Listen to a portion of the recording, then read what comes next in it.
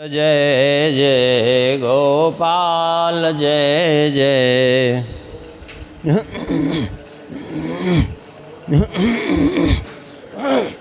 राधारमण हरि गोविंद जय जय।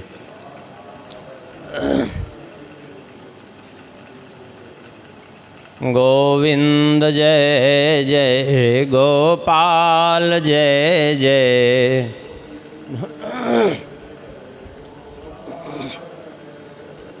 श्री राधारमण हरि गोविंद जय जय।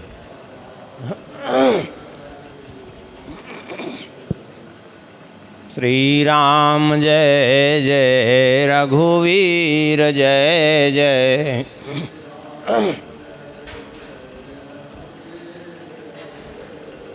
सीतारमण श्री रघुनाथ जय जय।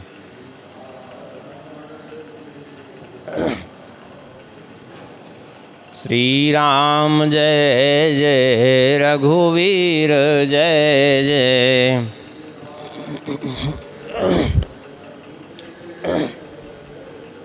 सीतारमण श्री रघुनाथ जय जय।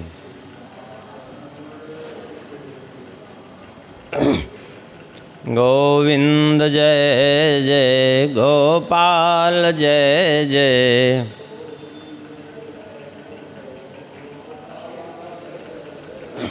श्री राधारमण हरि गोविंद जय जय।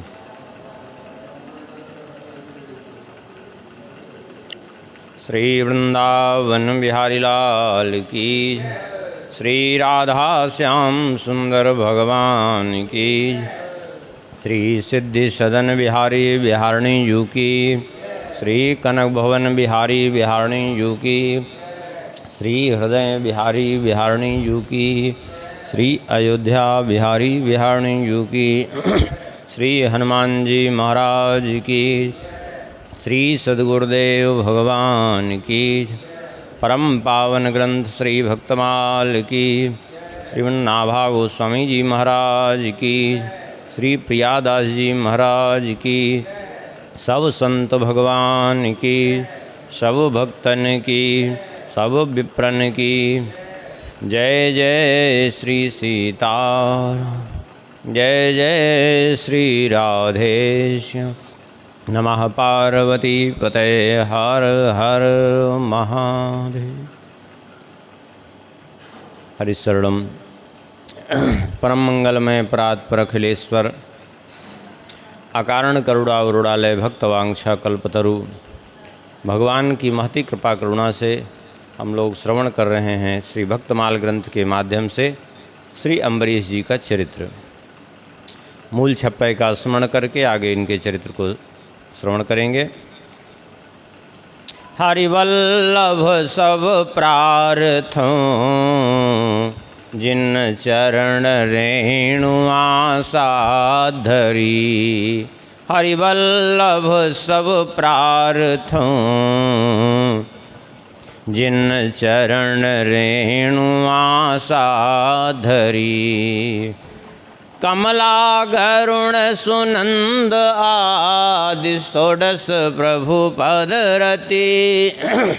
कमला गरुण सुनंद आदि षोडश प्रभु पद रति। हनुमंत जाम्बवंत सुग्रीव विभीषण शबरी खगपति। हनुमंत जाम्बवंत सुग्रीव विभीषण शबरी खगपति। ध्रुव उद्धव अम्बरीश विदुर अक्रूर सुदामा। ध्रुव उद्धव अम्बरीश विदुर अक्रूर सुदामा। चंद्रहास चित्रकेतु ग्राह गज पांडव नामा। चंद्रहास चित्रकेतु ग्राह गज पांडव नामा। कौसारव कुंती वधू पटयचत लज्जा हरि। कौसारव कुंती वधू पटयचत लज्जा हरि। हरिवल्लभ सब प्रार्थों जिन चरण रेणु आशा धरी। हरिवल्लभ सब प्रार्थों जिन चरण रेणु आशा धरी। श्री अम्बरीश जी महाराज का चरित्र पूर्व में श्रवण कर रहे थे कि किस प्रकार से उनका मिथिला की राजकुमारी सुबुधिनी के साथ विवाह संपन्न हुआ। न चाहते हुए भी उसके अतिशय प्रीति को देख करके इन्होंने स्वीकार किया और फिर किस प्रकार से उसने छुप छुप करके सेवा प्रारंभ की, इनकी सेवा में सहयोग प्रदान करना चालू किया। फिर उसको कहा कि मेरी सेवा में तुम चोरी क्यों करती हो, तुम स्वयं न ठाकुर जी की सेवा करो। तो स्वयं जो है इनकी आज्ञा मान करके उसने बढ़िया सुंदर गोपाल के रूप में, लड्डू गोपाल के रूप में ठाकुर जी को विराजमान किया और सेवा प्रारंभ कर दी। वही बात श्री प्रियादास जी यहाँ कहते हैं। लय बात मानी मानो मंत्र लय सुनायो कान। लय बात मानी मानो मंत्र लय सुनायो कान। होत ही बिहान सेवा निकी पधराई है। होत ही बिहान सेवा निकी पधराई है। करति सिंगार फिर आपु ही निहारी रहे। करति सिंगार फिर आपु ही निहारी रहे। लहे नहीं पार दृग झरी सी लगाई है। लहे नहीं पार दृग झरी सी लगाई है। भई बढ़वार राग भोग सो अपार भाव। भाई बढ़वार राग भोग सो अपार भाव। भक्ति विस्तार रीति पूरी सब छाई है। भक्ति विस्तार रीति पूरी सब छाई है। नृपहु सुनत अब लाग चोप देखिबे को। नृपहु सुनत अब लाग चोप देखिबे की। आए तत्काल मति अति कुलाई है। आए तत्काल मति अति कुलाई है। कहते हैं श्री प्रियादास जी, लई बात मानी मानो मंत्रलय सुनायो कान। श्री अम्बरीश जी की बात मान करके सुबुधिनी ने मानो उनको मंत्र प्राप्त हो गया और उन्होंने क्या किया, बोले होत ही बिहान सेवा नीकी पधराई है। ठाकुर जी की सेवा उन्होंने प्रारंभ कर दी और ठाकुर जी को मंगाया, बढ़िया उनकी प्रतिष्ठा करा करके सेवा चालू कर दी। ये भगवान की भक्ति है बड़ी दुर्लभ, इतनी जल्दी प्राप्त होती नहीं है। ये तो स्वाभाविक रूप से ये जन्म जन्मांतर का जब पुण्य होता है, जन्मांतर सहस्रेषु तपोध्यानम समाधि भी, जन्म जन्मांतर में जो तपस्या है, ध्यान समाधि आदि किया है, तो उसके प्रभाव से, जन्म जन्मांतर के शुभ कर्मों के प्रभाव से नराणाम क्षीण पापानाम कृष्णे भक्ति प्रजायते। तब जीवों का जब पाप धीरे धीरे उसका समाप्त हो जाता है, क्षीण हो जाता है, तब कृष्णे भक्ति प्रजायते, तब भगवान की भक्ति उसको प्राप्त होती है। इतना सहज नहीं है।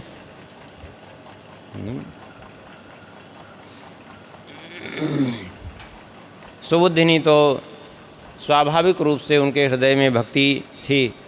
अब तो ठाकुर जी की सेवा प्रारंभ कर दी उन्होंने। कहते हैं करती सिंगार फिर आप ही निहारी रहे। ठाकुर जी का बढ़िया श्रृंगार करती अपने हाथों से और फिर बड़े प्रेम से ठाकुर जी को देखती।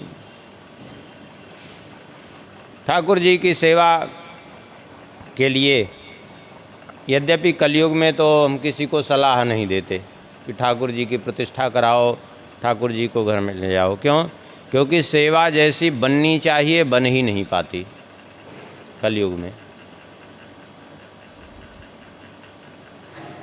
आज लोगों को शौचाचार का ही बोध नहीं है, सेवा कहाँ से बने।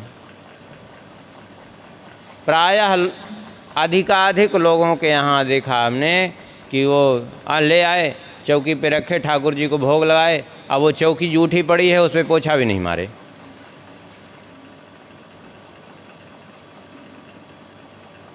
हाथ से जल पिए हैं, चाय पिए हैं, मुंह जूठा है, हाथ जूठा है, उसी हाथ से गए सारी सामग्री छू रहे हैं, सब कुछ जूठी है। भगवान को भोग लगाने लायक कोई सामग्री नहीं। जो बाज़ार से चीज़ें आ रही वो भी सब दूषित हैं। तो इसलिए कलयुग में तो हम किसी को सलाह नहीं देते। वैसे भी रोग बाहुल्य युग है, हमेशा आदमी स्वस्थ रह सकता नहीं कि वो ठीक से सेवा भी कर सके। कलयुग में इसीलिए नाम की प्रधानता कही गई है। खूब नाम जप करे, भगवान की कथा श्रवण करे। लेकिन भगवान की कृपा है, किसी को अगर जो है सेवा का सौभाग्य मिल रहा है तो वो बात अलग है कि भगवान उससे बढ़िया निष्ठापूर्वक सेवा ले रहे हैं, बढ़िया सदाचार शौचाचार से सेवा कर रहा है, तो बढ़िया बात है। हम उसका खंडन नहीं कर रहे हैं, प्रशंसनीय है। लेकिन कलयुग में हो पाता कम ही ऐसा है। शुरुआत में कुछ दिन सेवा ठीक ठाक चलती है, फिर धीरे धीरे ऐसे शिथिलता आती जाती है, और जिसने सेवा पधराई वो जब तक रहा तब तक ठीक है, वो अशक्त हो गया तो फिर जिसके हाथ गई वो और भी जो है ढीला पड़ जाता है।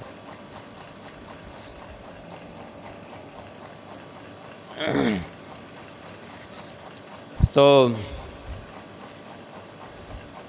कहते हैं करत सिंगार फिर आप ही निहारी रहे, लहे नहीं पार दृग झरी सी लगाई है। श्रृंगार करके जब ठाकुर जी का दर्शन करती प्रेम से, तो ठाकुर जी के रूप सौंदर्य का कोई पारावार नहीं। देखिए, जब ठाकुर जी के स्वरूप को निहारेंगे तो ठाकुर जी की छवि का अनुभव होगा, और जब मूर्ति मान करके करेंगे तो फिर मूर्ति दिखेगी। क्यों? भगवान प्रत्यक्ष होते हुए भी मूर्तिवत क्यों दिखते हैं हमको? भगवान भक्त की भावना को ग्रहण करते हैं, सीधी बात है। भगवान भावग्राही हैं। हम जब मान लेते हैं एक मूर्ति रूप में, तो भगवान को विवश होकर के वही स्वरूप धारण किए करके रहना पड़ता है। और हम उन्हीं को मान लें कि ये साक्षात हैं, ये हमारे हृदय में पूर्ण रूप से दृढ़ विश्वास हो जाए कि कोई मूर्ति नहीं, साक्षात ये ठाकुर जी विराजमान हैं, तो वो फिर साक्षात रूप में ही अनुभव कराएंगे। क्यों? भक्त की भावना को ही भगवान ग्रहण करके वही रूप भगवान प्रकट करते हैं भक्त के सामने, सीधी बात है।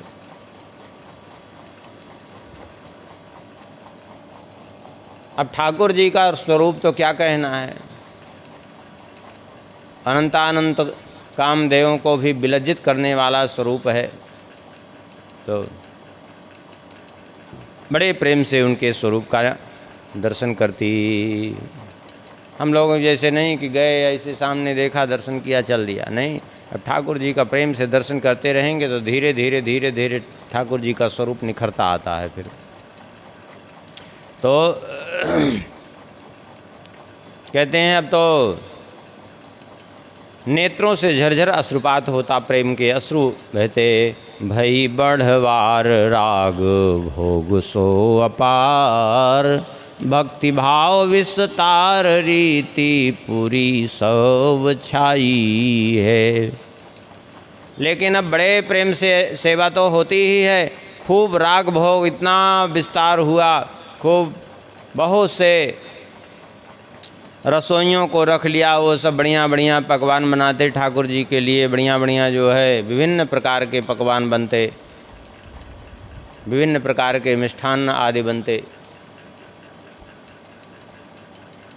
बढ़िया सेवा होती, खूब खूब जो है पर्याप्त राग भोग लगता, पूरे नगर में प्रसाद बंटता, नगर के लोग आते, इतना धीरे धीरे विस्तार होने लगा। कहते हैं भई बढ़वार राग भोग सो अपार, भक्ति भाव विस्तार रीति पूरी सब छाई है, कि भक्ति भाव का विस्तार पूरी पूरी में छा गया। सेवा तो करते थे अम्बरीश जी भी, लेकिन अब कहेंगे कि क्या इनकी सेवा श्रेष्ठ है? देखिए, श्रेष्ठ न श्रेष्ठ की बात नहीं है, अपनी अपनी भावना की बात है। को बड़ छोट कहत अपराधु। अम्बरीश जी का भाव ये था कि अम्बरीश जी ठाकुर जी की सेवा तो करते थे, लेकिन सारे कार्य ठाकुर जी के स्वयं करते थे। जैसे ठाकुर जी को भोग लगाना है तो अपने से ही आटा तैयार करना है, अपने से ही बनाना है, जो कुछ भी ठाकुर जी के लिए बनाना है, सारे कार्य अपने से करते थे। तो स्वाभाविक है कि कोई अपने से ही जब सारे कार्य करेगा तो एक सीमित कर पाएगा कि नहीं कर पाएगा? जब सब कुछ अपने से करना है तो एक सीमित कर पाएगा, और जिसको कई लोगों को रख करके उससे कराना है, अब ऐसे रसोइयाँ को रख करके मिठाइयाँ बनवाना है और वो रसोई बनवाना है, अब चाहे जितना बनवाइए, 50 रसोइयाँ रख लीजिए, पूरा नगर का भंडारा करिए, तो उसमें क्या।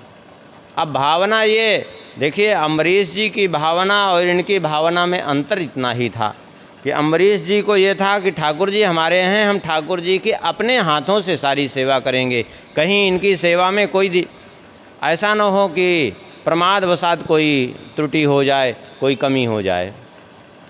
और उनकी ऐसे भावना थी कि खूब ठाकुर जी को राग भोग लगाए, और ठाकुर जी को खूब जब भोग लगाए तो प्रसाद सारे नगर में बटे, सबको उसका लाभ मिले प्रसाद का।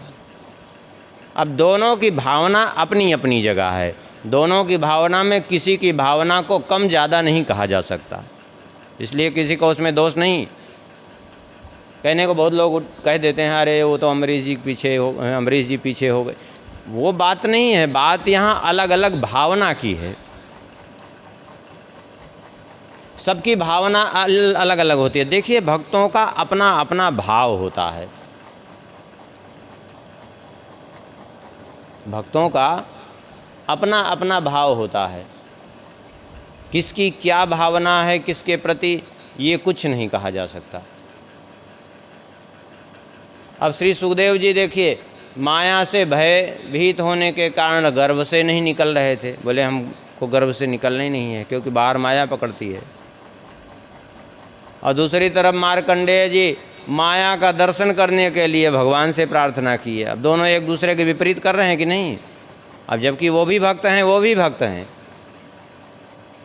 हाँ, तो उसमें जो है ऐसा नहीं सोचना चाहिए कि उसकी भावना कुछ कम थी, कम नहीं।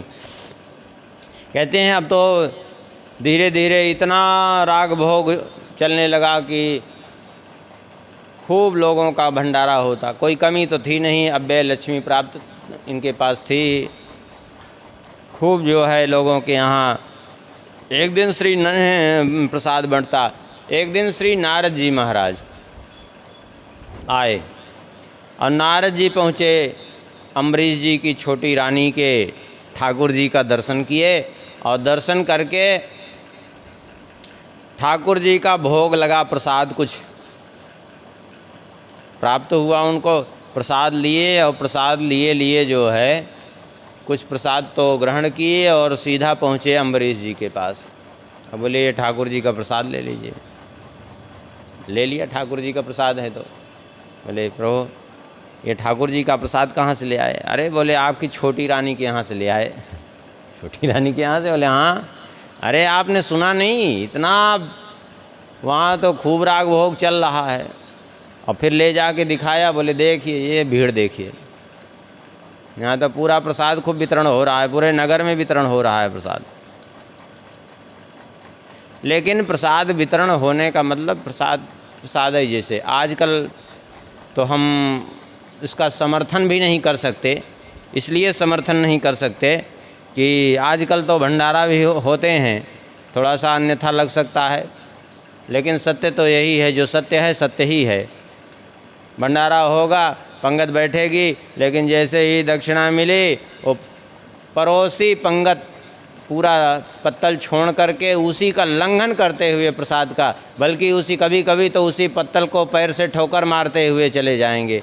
तब क्या कहेंगे, ये प्रसाद का तिरस्कार है कि प्रसाद का सम्मान है? ये तो आजकल तो हम उसका समर्थन नहीं करते, लेकिन उस समय एक मर्यादा थी। आजकल कभी कई लोग परिक्रमा चल रही है तो लोग बांटने लगते हैं। अब बांटने लगे तो जो है ऐसा फिर बांटते हैं कि वो दोना पत्तल से पूरा परिक्रमा मार गए।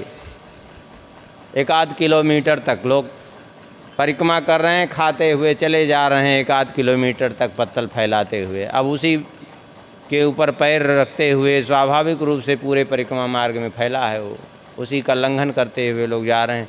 अपने भी नष्ट हो रहे हैं बेचारे, दूसरे जो आए सहज भाव से वो भी उसी की चक्कर में नष्ट हो रहे हैं, क्योंकि प्रसाद की अवहेलना हो रही है, अन्न की अवहेलना हो रही है। क्या करना चाहिए क्या नहीं करना चाहिए, इसका विवेक अत्यंत आवश्यक है। केवल भंडारा कर देना महत्व की बात नहीं है।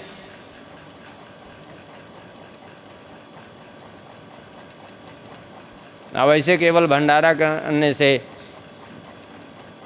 लाभ कुछ नहीं होगा। इसलिए लाभ नहीं होगा क्योंकि जब एक तरफ उसका तिरस्कार हो रहा है तो लाभ क्या होगा? लाभ नहीं होगा, उससे कोई मतलब नहीं निकलेगा, क्योंकि दूसरी तरफ वो अन्न का तिरस्कार हो रहा है, भगवत प्रसाद का अपमान हो रहा है। इसलिए आवश्यक यह है कि हम समझें इस बात को कि हाँ क्या उचित है क्या अनुचित है।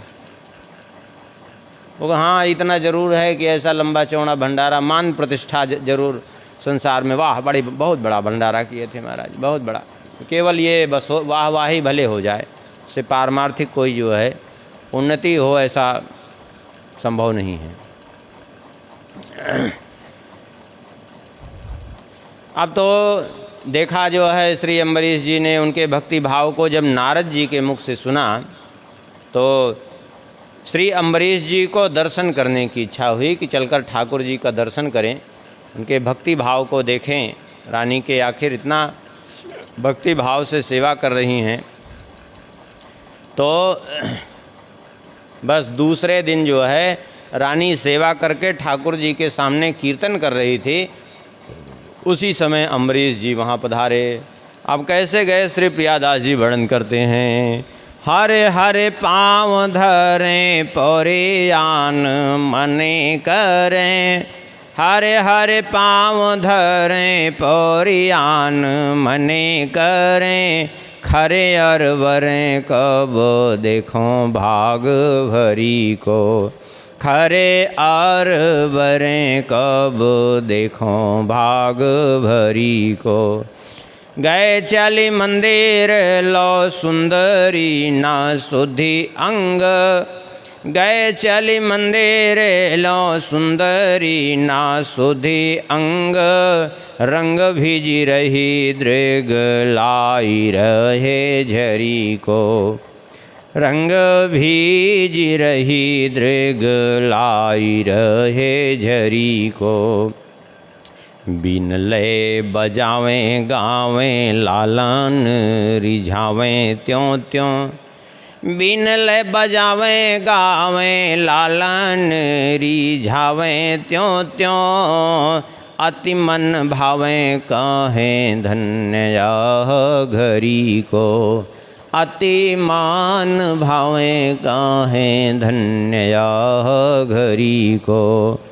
द्वार पर रहो न जाए गए ढिग लल चाय, द्वार पर रहो न जाए, गए ढीग ललचाए। भय उठ ठाड़ी देखी राजा गुरु हरि को, भय उठ ठाड़ी देखी राजा गुरु हरि को। श्री प्रियादास जी कहते हैं गए मिलने के लिए तो कैसे गए? बोले हरे हरे पाँव धरें पौरियान मने करें।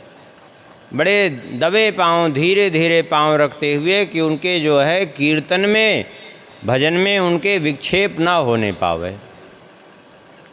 अब इनको देख करके स्वाभाविक जो वहाँ सैनिक आदि रहते, जो वहाँ माने वो सब रहते पूर्ववासी, जय जयकार करने के लिए उद्यत होते, उसके पहले ही संकेत कर देते कि शांत रहना, कोई बोलना मत, कि उधर विघ्न ना हो। इसलिए कह रहे हैं हरे हरे पाँव धरें, धीरे धीरे पाँव रख रहे हैं और पौरियान मने करें। उन सबको पूर्ववासियों को मना कर रहे हैं कि जिससे कि कहीं ऐसा न हो कि ये जय जयकार करने लगे तो उधर उनके कीर्तन में विक्षेप हो। और खरे अरबरें कब देखों भाग भरी को, कहते हैं एक मन में लालसा है। क्या लालसा? ये है कब देखों भाग भरी को, मैं उस भाग्यवती का दर्शन कब करूँगा। ये भावना नहीं कि हमारी पत्नी है, क्या है, कुछ नहीं। भावना ये है कि उस महाभागवती का दर्शन मुझे कब होगा, चल करके उसका प्रेम से दर्शन करें। क्यों? क्योंकि ऐसे ठाकुर जी की सेवा कर रही है। भाग्यवान कौन है? सोई गुणज्ञ सोई बड़ भागी, जो रघुवीर चरण अनुरागी। वही गुणवान है, वही बड़भागी है जो श्री राम जी के चरणों का प्रेमी है, श्री राम जी के चरणों का अनुरागी है।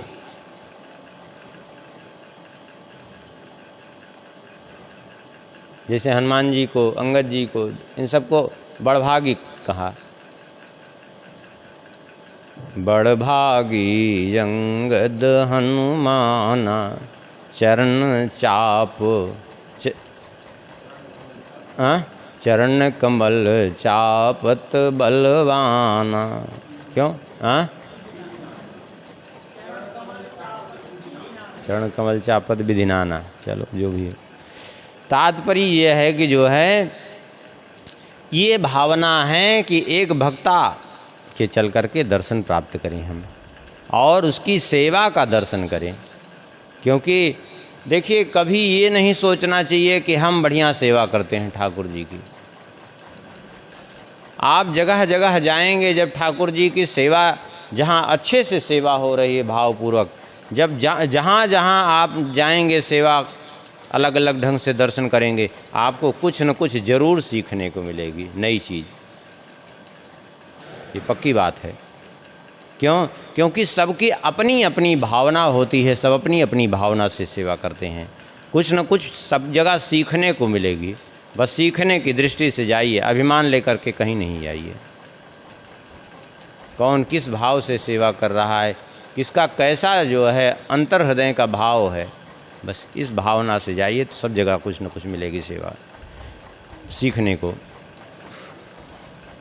कहते हैं गए चली मंदिर लो सुंदरी न देह सूधी। पहुँच गए चलते चलते ठाकुर जी के मंदिर में, अर्थात जहाँ ठाकुर जी विराजमान थे वहीं बढ़िया ठाकुर जी के सामने बैठ कर के वो कीर्तन कर रही थी।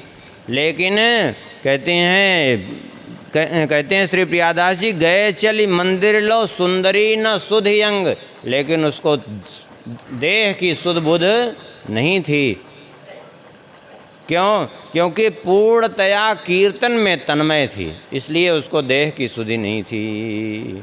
चली गए मंदिर में सुंदरी न देह सुधि, अंग रंग भीज रही।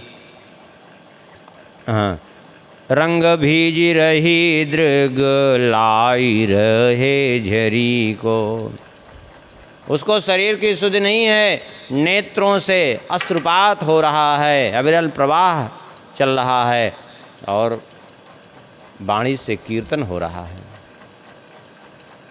ये भक्ति की अवस्था होती है तो ऐसे होता है।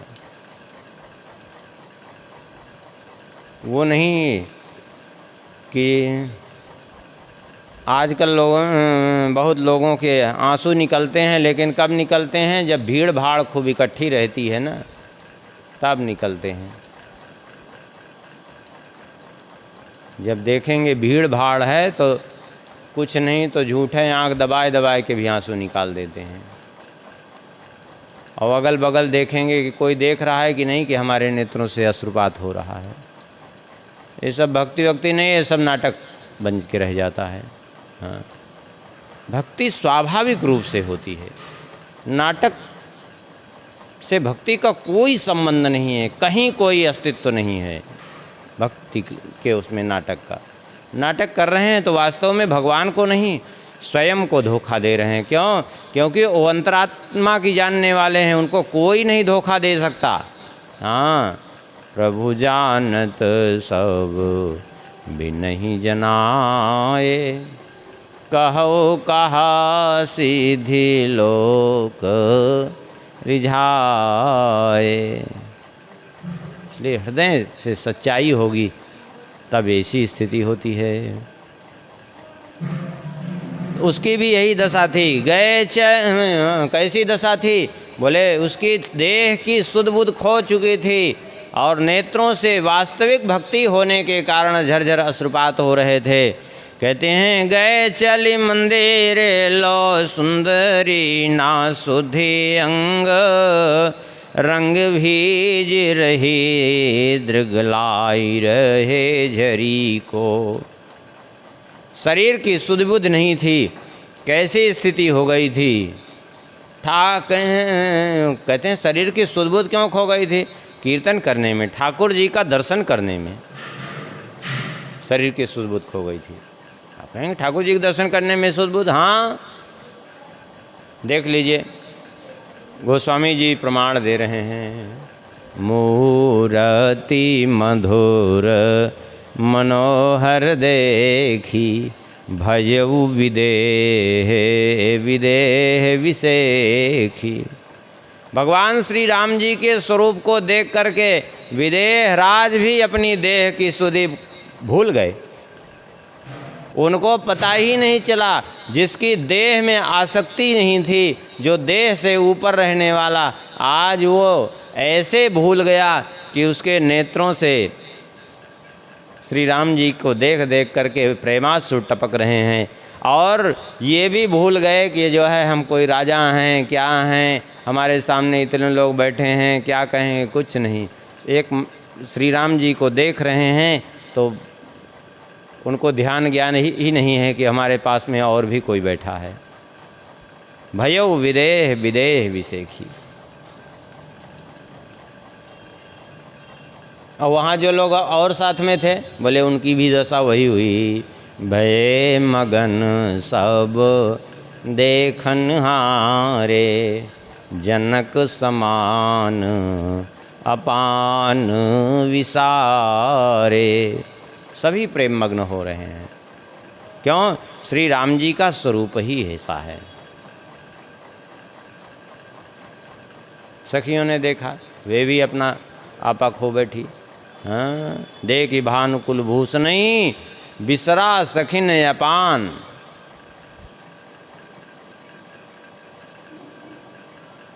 तो ऐसे ही वो देह की सुध बुध भोले ली, नेत्रों से झरझर अश्रुपात हो रहे हैं। और क्या कर रही हैं? बोले बीन लय बजावें गावें, लालन रिझावें त्यों त्यों। बढ़िया बीन बजा रही हैं और गा रही हैं, किस लिए? बोले लालन रिझावें त्यों त्यों।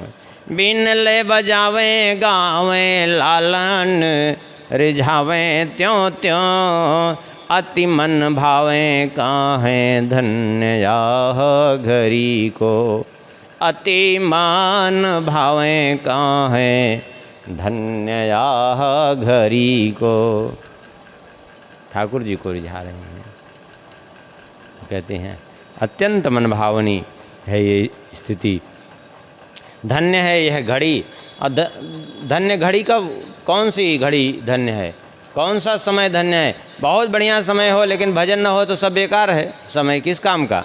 बोले धन्य घड़ी कौन सी है? बोले धन्य घड़ी सोई जब सत्संगा, जब सत्संग प्राप्त हो जाए, जब भगवत भजन हो जाए, वही घड़ी धन्य है, और नहीं तो सब बेकार है। हाँ,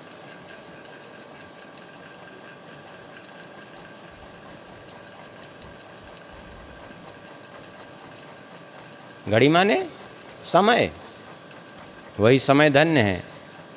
आज का अब मोबाइल के कारण लोग बांधना बंद कर दिए, नहीं तो सबके हाथ में घड़ी रहती थी।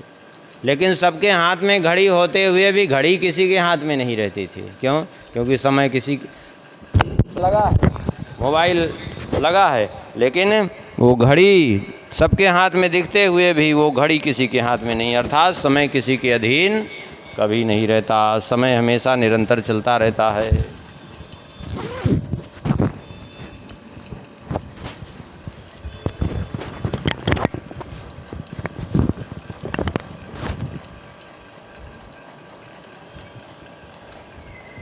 लेकिन श्री अम्बरीश जी जाकर के द्वार से कुछ देर तो देखते रहे इस दृश्य को, लेकिन आगे हुआ क्या? बोले द्वार पे न रहो जाए, ढिग गए ललचाए।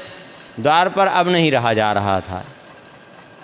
इस प्रेम भाव को देख करके, इतना बढ़िया सुंदर कीर्तन और ठाकुर जी की इतनी बढ़िया सुंदर सेवा, ठाकुर जी का इतना सुंदर माधुर्य देख करके अब द्वार पर नहीं रहा गया, तो गए ढिग ललचाए, चले गए ठाकुर जी के लोभ बस, कीर्तन के लोभ बस अंदर प्रवेश कर गए।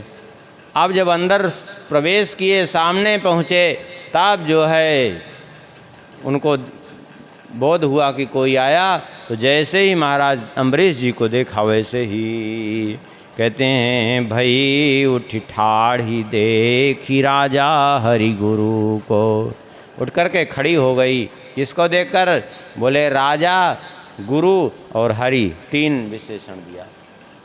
राजा हैं अम्बरीश जी, इसलिए राजा को देख करके राजा आवे तो कोई भी हो, उसको का कर्तव्य है सम्मान करना चाहिए, क्योंकि राजा सम्माननीय होता है। गुरु, गुरु क्यों? बोले जो है क्योंकि गुरु माना था इनको, उन्हीं से शिक्षा प्राप्त हुई ठाकुर जी के पधराने की। और वैसे भी पतिरेव गुरु स्त्रीणाम, वैसे भी शास्त्र कहता है कि स्त्री के लिए पति ही एकमात्र उसका गुरु है।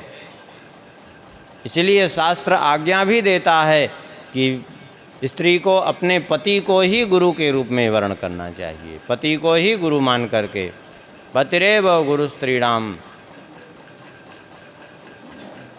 पति को ही गुरु माने, पति को ही स्वामी माने, और पति को ही भगवान। एक ही धर्म एक व्रत नेमा, काय वचन मन पति पद प्रेमा।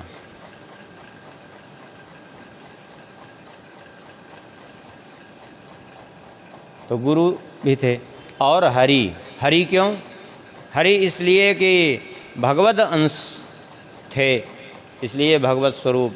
और फिर संत भगवंत कछु अंतर निरंतर नहीं, किमपि मति विमल कहा दास तुलसी। गोस्वामी जी स्वयं कहते हैं भक्त और भगवंत में कोई अंतर नहीं मानना चाहिए। और फिर राजा वैसे भी जो है, राजा के भीतर ईश्वर का अंश, अष्टलोकपालों का अंश माना जाता है। भगवान ने स्वयं भी कहा है नराणाम च नराधिपः, अगर धर्मात्मा राजा हो तो उसको भगवत स्वरूप मानना चाहिए, भगवान का अंश ही उसको स्वीकार करना चाहिए। अब इसका अर्थ ये नहीं कि झूठी प्रशंसा जाए कि किसी करने की बात कही जा रही है। झूठी प्रशंसा किसी की नहीं करनी चाहिए, लेकिन आदर मन में होना चाहिए, तात्पर्य ये है। आजकल लोग चापलूसी को आदर समझते हैं। चापलूसी अलग बात होती है, आदर अलग बात होती है।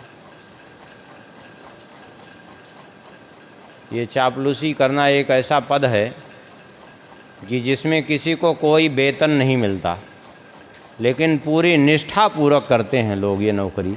चापलूसी की नौकरी पूरी निष्ठा पूर्वक करते हैं, और जबकि इसमें वेतन किसी को एक पैसा नहीं मिलता। सोच लीजिए, अगर इतनी निष्ठा जो है, जितना दूसरे की चापलूसी में निष्ठा है, इतनी इसकी आधी निष्ठा भी भगवान में जिस दिन हो जाए कल्याण हो जाएगा, पक्की बात है। जब उठ कर के खड़ी हो गई तो तुरंत जो है कहा बैठ जाओ।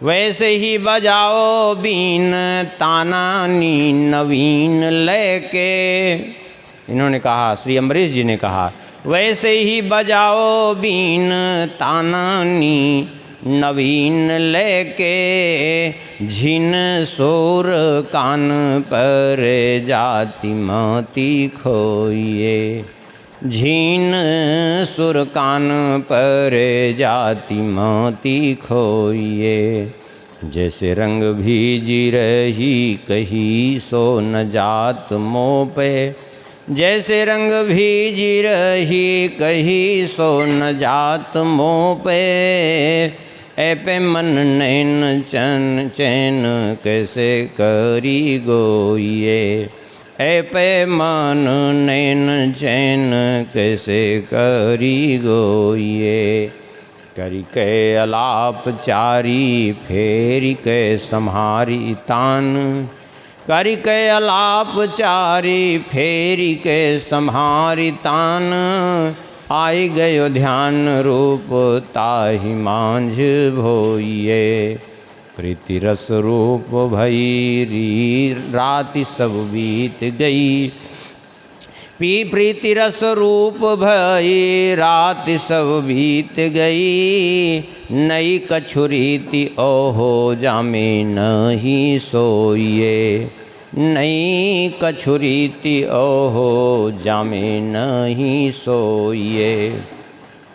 श्री अम्बरीश जी ने कहा, जैसे तुम बीन बजा रही थी, जैसे गान कर रही थी, उसी प्रकार से करती रहो, बंद करने की आवश्यकता नहीं है।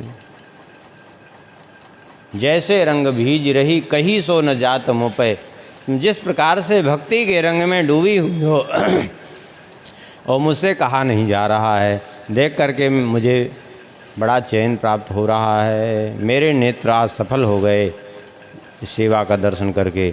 अब तो करिके अलापचारी फेरिके सम्हारी तान, आयु गयो ध्यान रूप ताहि मांझ भोइए। अब तो फिर से रानी सुबुधिनी ने उसी तरह से गान करना चालू कर दिया, और साथ में अम्बरीश जी भी बैठ कर के साथ साथ उनके गान कर रहे हैं। तो इतना प्रेम से गान हुआ कि ठाकुर जी अंतर हृदय में प्रकट हो गए, और प्रीति रस रूप भई रात सब बीत गई। ये कीर्तन करते कराते कब रात्रि व्यतीत हो गई पता ही नहीं चला। कहते हैं नई कछुरीति ओहो जामे नहीं सोइए। ये भक्ति की रीति ही बड़ी विलक्षण है, जिसमें भक्त अपनी नींद भुला करके जो है भक्ति में डूब जाता है।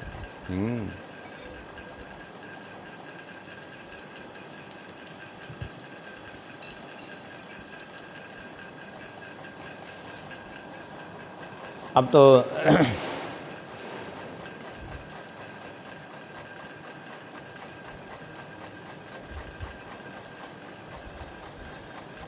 जब आदमी भक्ति में डूबा रहता है तो स्वाभाविक है कि नींद जो है अपने आप फिर उसको प्रभावित नहीं कर पाती।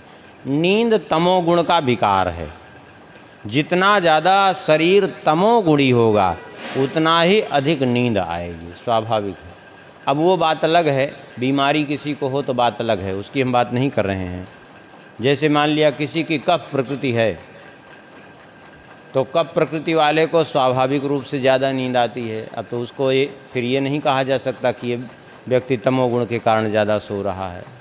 हाँ भाई, उसको तो डॉक्टर भी कहते हैं कम से कम 8 घंटा सो। क्यों?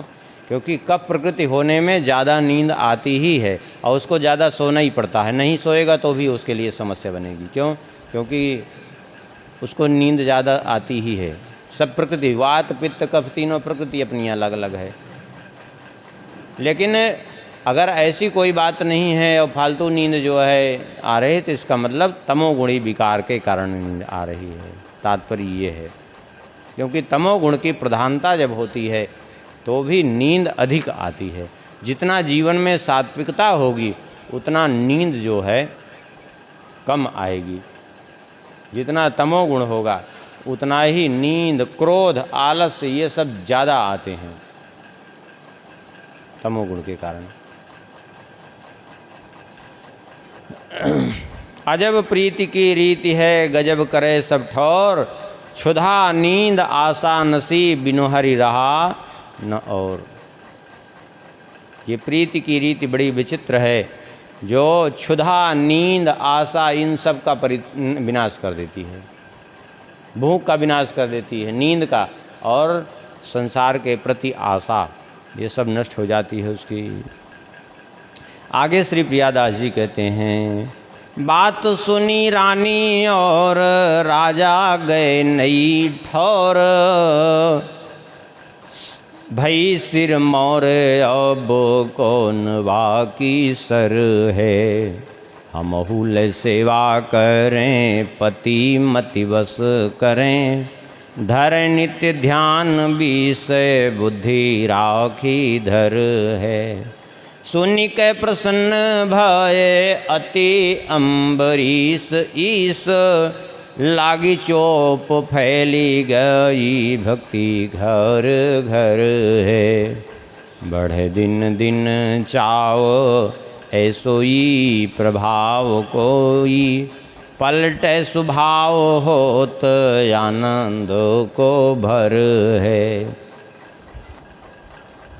अब अन्य रानियों को ये बात पता चली कि छोटी रानी के यहाँ महाराज गए, सारी रात भगवान के कीर्तन में रहे। अम्बरीश जी बार बार जाने लगे तो धीरे धीरे ये बात और फैलने लगी।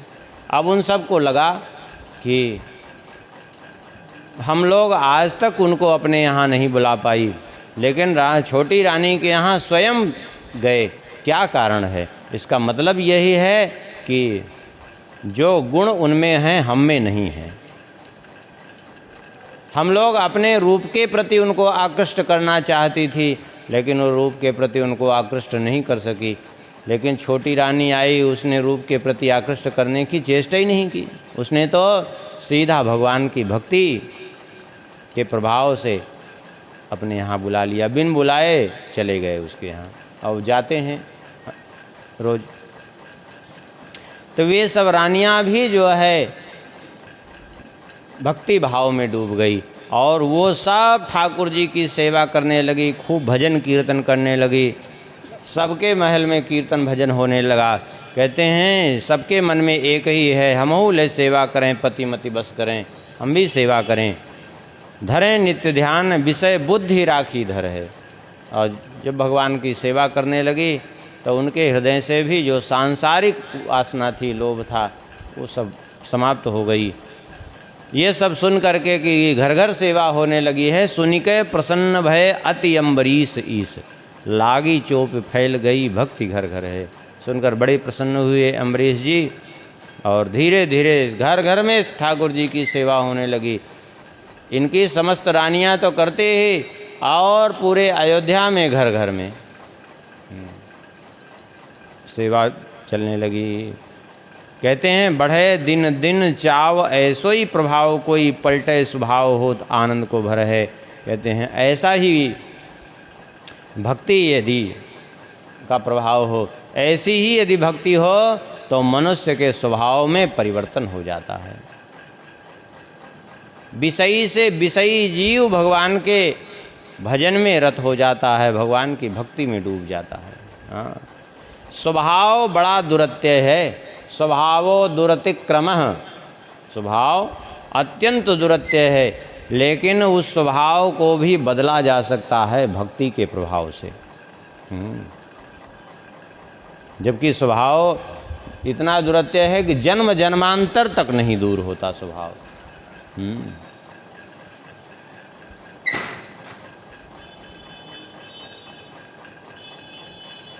लेकिन भक्ति के प्रभाव से बड़े सहज भाव से दूर हो जाता है। ऐसे बहुत से उदाहरण हैं। एक बार की बात है, एक राजा थे। राजा के महल के बाहर जो है एक भंगी प्रतिदिन झाड़ू लगाता, साफ सफाई करने आता था, झाड़ू साड़ू अपना लगा के रोज जाता। एक दिन संयोग वसा तो झाड़ू लगा रहा था, अचानक किसी कारण से राजकुमारी छत पे चढ़ी, अट्टालिका पे। देख करके वो तो विकल हो गया। राजकुमारी इतनी सुंदर थी कि उसको देख करके उसके हृदय में उसको पाने का लोभ जाग उठा। अब दिन रात उसी के चिंतन में डूबा रहा। लेकिन अब कहे भी किससे। पत्नी ने देखा कि तो बड़ी स्थिति इनकी खराब होती जा रही है। पत्नी ने आखिर में पूछताछ के पता लगा ही लिया कि जो है क्या बात है। पत्नी ने देखा कि ये तो राजकुमारी के बिना तब इनके प्राण ही चले जाएंगे, इतने वो उसके प्रति आसक्त हो गए हैं।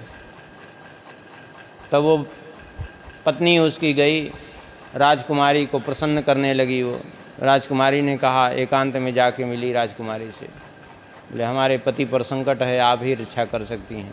ये क्या बात है बताओ। उसने सारी बात बताई कि हमारे पति की ऐसी ऐसी अवस्था है। अब तो सुनकर राजकुमारी सन्न रह गई कि भला ऐसे मैं कैसे कर सकती हूँ किसी के साथ, ये तो अनुचित है। राजकुमारी क्योंकि राजा सत्संगी था, राजा के यहाँ आए दिन संतों का आगमन होता रहता था, सब भक्ति परायण थे, तो राजकुमारी ने एक उपाय निकाला विचार करके। और राजकुमारी ने कहा कि एक काम करो, मैं तुम्हारे पति को स्वीकार कर लूँगी, लेकिन हमारी एक शर्त है। बोले क्या शर्त है? बोले शर्त ये है कि उनसे जाकर के कह दो, एकांत में जाकर के खूब भगवान का नाम जप करें, कीर्तन करें, और किसी को देखें नहीं, कुछ भी न चाहें, कुछ भी पाने की चेष्टा न करें, एकांत में खूब कीर्तन करते रहें। यदि ऐसा वो लगातार करेंगे 1 वर्ष तक, तब मैं उनको स्वीकार कर लूँगी। 1 वर्ष तक किया भी, वो राजकुमारी को पाने के लोभ में करता रहा वो। लेकिन विचित्रता ये है कि वो भजन के प्रभाव से इतना उसको आनंद आने लगा। 1 वर्ष बीत गया, कोई जा रहा है, किसी की ओर देखता नहीं, यहाँ तक कि लोग जाके भोजन, एक पर्वत की कंदरा में जाके बैठा, लोग जाके भोजन रख देते, वो इतना कीर्तन में तल्लीन रहता कि भोजन का ध्यान ही नहीं, रखा वो खराब हो जाता। फिर ले जाके दूसरे दिन रखते, कभी भूख का अनुभव हुआ तो कीर्तन करते करते पा लिया। ऐसी स्थिति किस लिए? बोले राजकुमारी को पाने के लोभ में। अब तो जो है 1 वर्ष बीता तो वो राजकुमारी गई, तो जान गई कि इतना जब, और वो उसने गुप्तचर लगा रखे थे राजकुमारी ने, पता चल गया कि वो तो इतना डूबा हुआ है। राजकुमारी समझ गई कि अब उसके स्वभाव में विषय नहीं होगा, अब परिवर्तन अवश्य हुआ होगा। तो राजकुमारी गई, उसने आवाज़ दी, 3-4 बार आवाज़ दी। जब नहीं वो कुछ उत्तर दिया तो उस राजकुमारी ने कहा कि मैं वही हूँ जिसके लिए तुम इतना कीर्तन कर रहे हो। हाँ देखो, नेत्र खोल करके। तो उसने जो है नेत्र खोले, और नेत्र खोल करके राजकुमारी के चरणों में सिर रख कर प्रणाम किया और कहा, आप तो वही हैं, लेकिन मैं अब वो नहीं हूँ जो पहले था। आप वही हैं ज़रूर, लेकिन अब मैं वो नहीं हूँ। आपने तो हमारा जीवन ही धन्य कर दिया। मैंने भले ही आपको पाने की लालसा से यह सब किया, लेकिन अब मेरे मन में लालसा समाप्त हो गई है, क्योंकि जो आनंद इसमें आ रहा है, अब वो आनंद कहीं मिलने वाला नहीं है। सारी उसकी वासना विनष्ट हो चुकी थी। तात्पर्य ये है कि भक्ति का ही प्रभाव एक ऐसा है जो पलटे स्वभाव। इसीलिए श्री प्रियादास जी कहते हैं कि भक्ति के प्रभाव से जीव का स्वभाव पलट जाता है। पलटे स्वभाव होत आनंद को भर है, स्वभाव पलट जाता है। हाँ, कभी कभी जीवन में किसी की ऐसी घटना हो जाती है तो स्वभाव पलट जाता है। एक ऐसे धीमर था, कालू धीमर उसका नाम था। एक राजा के उद्यान के समीप सरोवर था। मछलियां तो उसमें बहुत थी, लेकिन राजा की आज्ञा थी कि कोई भी इसमें मछली यदि मारेगा तो उसको प्राणदंड मिलेगा। एक दिन वो कालू धीमर जा रहा था, मछलियां उसने खूब देखी उसमें। अब तो उसको लोभ जागृत हो गया, चारों तरफ देखा कोई नहीं दिखाई पड़ रहा है तो मछली मारने लगा। और वो मछली मारने लगा, संयोगवशात उधर से राजा आते हुए दिखाई पड़े पूरे दल बल के सहित। अब तो वो थर थर कांपा, घबराया, ये तो अब तो हमको प्राणदंड मिलेगा।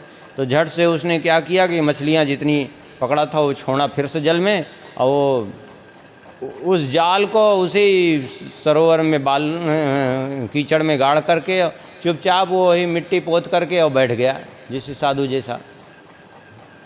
राजा आए तो उन्होंने देखा कि लगता है कोई महात्मा है, भजन कर रहे हैं, तो ले जा करके कुछ स्वर्ण मुद्राएं, कुछ रत्न आदि जो है काफ़ी भेंट किया। अब राजा ने भेंट किया तो सभी ने कुछ न कुछ भेंट किया जितने दल बल में साथ थे, और चुपचाप जो है शांत बैठा रहा। जब बाद में नेत्र खोल करके देखा तो इतना स्वर्ण रत्न देख कर उसको लगा जब झूठ मूठ के भजन का नाटक किया तो इतना मिल गया, तो सही सही भजन किया होता तो क्या ना मिलता। बस वो छोड़ करके घर द्वार चला गया, भजन करने लगे। ये है, स्वभाव बदल जाता है भक्ति के प्रभाव से। लेकिन नाटक ना हो, नाटक होगा तो फिर कुछ नहीं होगा। फिर तो पति कैसा होना चाहिए? अम्बरीश जी जैसा। हाँ, श्री भगवत रसिक जी ने एक आदर्श परिवार का वर्णन किया है अपने एक पद में। कहते हैं, तात ऋषभ सो होए मात मंदालस जानो। पिता हो तो ऋषभ देव जी जैसा कि अपने ही पुत्रों को उपदेश दे करके सबको भगवान के मार्ग में लगा दिया। तात ऋषभ सो होए मात मंदालस जानो। माता हो तो मदालसा जैसी हो। अपुत्र कपिल सो मिले मित्र प्रहलाद ही मानो। पुत्र हो तो श्री कपिल देव जी जैसा जो पिता माता दोनों को ही भक्ति का उपदेश दिया। और मित्र हो तो श्री प्रहलाद जी जैसा कि असुर बालकों को भी भगवान के भजन में लगा दिया।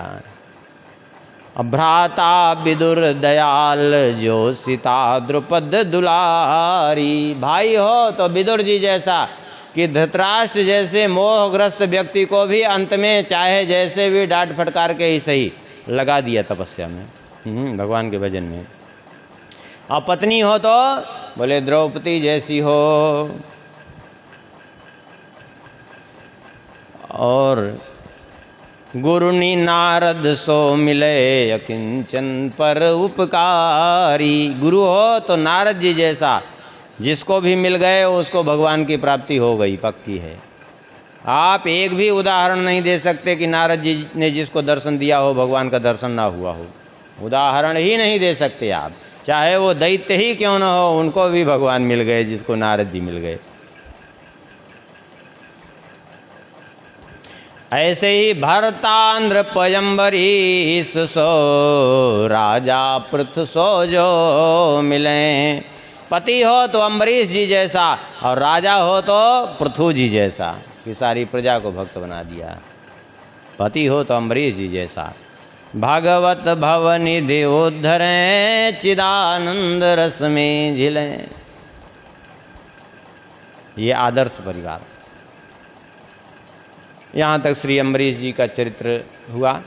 अब यहीं पर कथा को विश्राम करते हैं और आगे जो है